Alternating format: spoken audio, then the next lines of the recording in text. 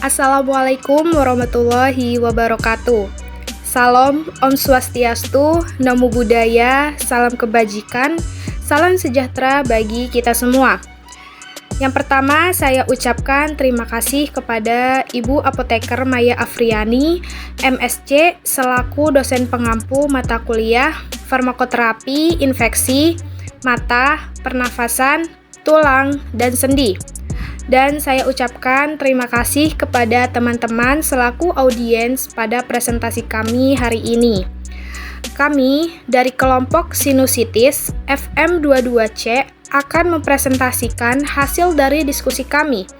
Berikut adalah anggota kelompok. Yang pertama ada Hemalia Putri, kemudian ada Suci Rahma, dan saya sendiri Fasgerina Ramadhania Wianto. Baik, materi pertama akan disampaikan oleh saya sendiri. Penyakit dapat timbul dari berbagai faktor, termasuk patogen, misalnya bakteri, virus, parasit, mutasi genetik, faktor lingkungan, dan gaya hidup.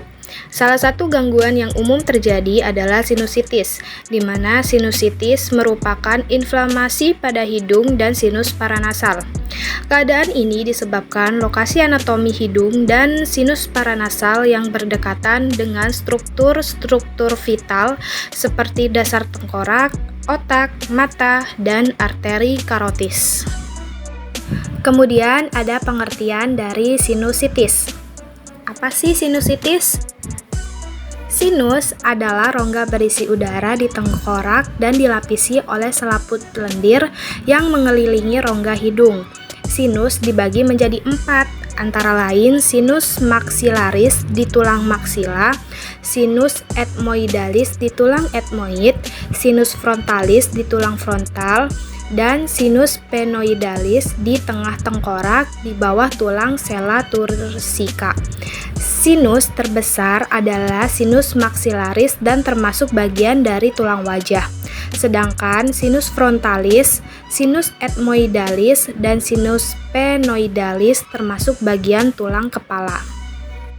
Sinusitis merupakan infeksi pada mukosa sinus dan dapat dikategorikan sebagai sinusitis akut atau kronis.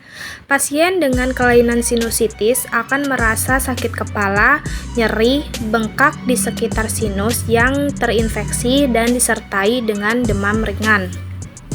Selanjutnya akan dibacakan oleh Suci Rahma. Kepada Suci Rahma dipersilahkan. Epidemiologi rhinosinusitis. Rhinosinusitis merupakan masalah kesehatan serius yang mempengaruhi kualitas hidup.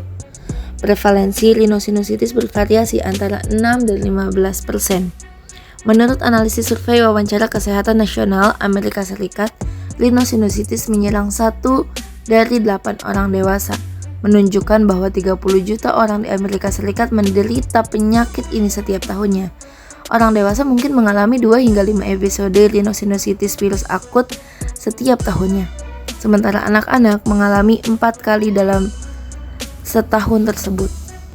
Selanjutnya, patofisiologi. Sifat patologi sinusitis maxillaris odontogenik tidak sama dengan sinus kronis. Menurut patofisiologi sinusitis rhinogenik, banyak penyebab yang menyebabkan inflamasi pada kompleks ostium sinus.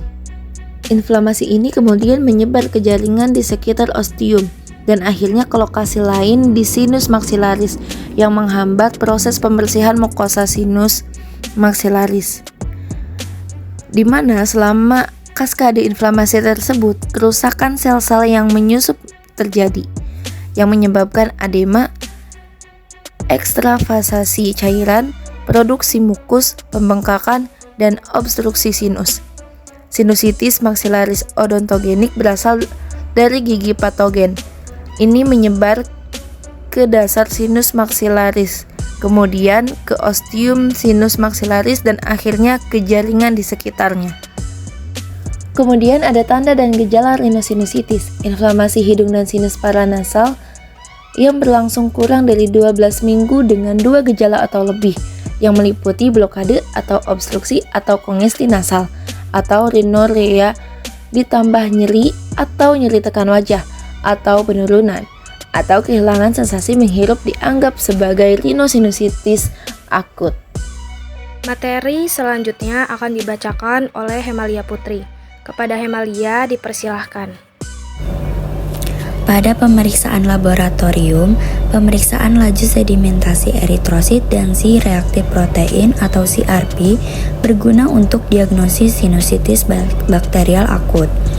Pada kasus rhinosinusitis, sebenarnya pemeriksaan mikrobiologis tidak diperlukan. Kultur bakteri dari rongga hidung atau nasofaring tidak bisa membedakan antara infeksi saluran napas atas dan rhinosinusitis akut bakterial. Selanjutnya, tata laksana terapi. Parasetamol dapat diberikan untuk meredakan nyeri dan demam. Juga dapat meredakan gejala obstruksi nasal dan rhinorea. Pemberian non-steroidal anti-inflammatory drugs atau NSAID dapat dipertimbangkan untuk meredakan rasa nyeri yang disebabkan oleh common cold. Pemberian antibiotik tidak direkomendasikan pada rhinosinusitis akut viral ataupun post-viral. Dapat diberikan jangka pendek pada rhinosinusitis akut bakterial.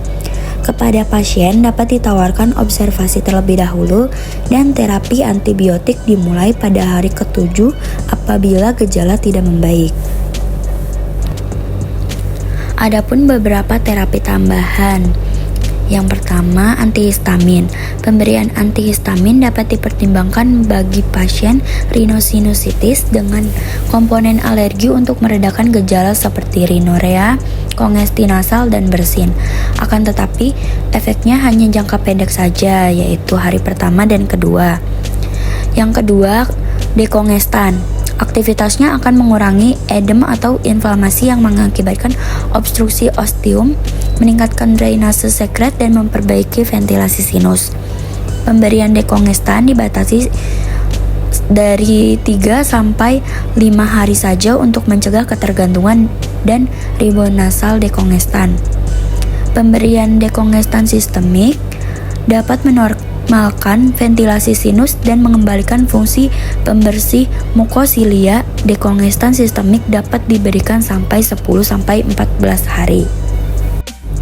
Yang ketiga, kortikosteroid. Kortikosteroid nasal juga efektif mengurangi gejala rhinosinusitis akut post-viral. Akan tetapi efeknya kecil sehingga pemakaiannya dipertimbangkan hanya apabila benar-benar diperlukan. Yang keempat, pembedahan. Indikasi bedah apabila ditemukan perluasan infeksi intrakranial seperti meningitis, nekrosis dinding sinus disertai pembentukan fistel, pembentukan mukokel, selulitis orbita dengan abses dan keluarnya sekret terus-menerus yang tidak membaik dengan terapi konservatif. Beberapa tindakan pembedahan pada sinusitis ini antara lain adenoidektomi, irigasi dan drainase, septoplasti, antral lavage, Caldwell Lodge, dan fungsional endoscopic sinus surgery.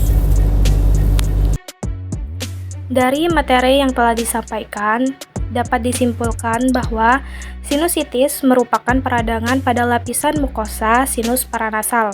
Diagnosis dilakukan terutama melalui anamnesis dan pemeriksaan fisik untuk membedakan etiologi rhinosinusitis. Gejala khas dapat berupa 2 gejala atau lebih yang muncul secara mendadak, meliputi blokade atau obstruksi atau kongesti nasal atau rhinorea, ditambah dengan gejala berupa nyeri atau nyeri tekan pada wajah.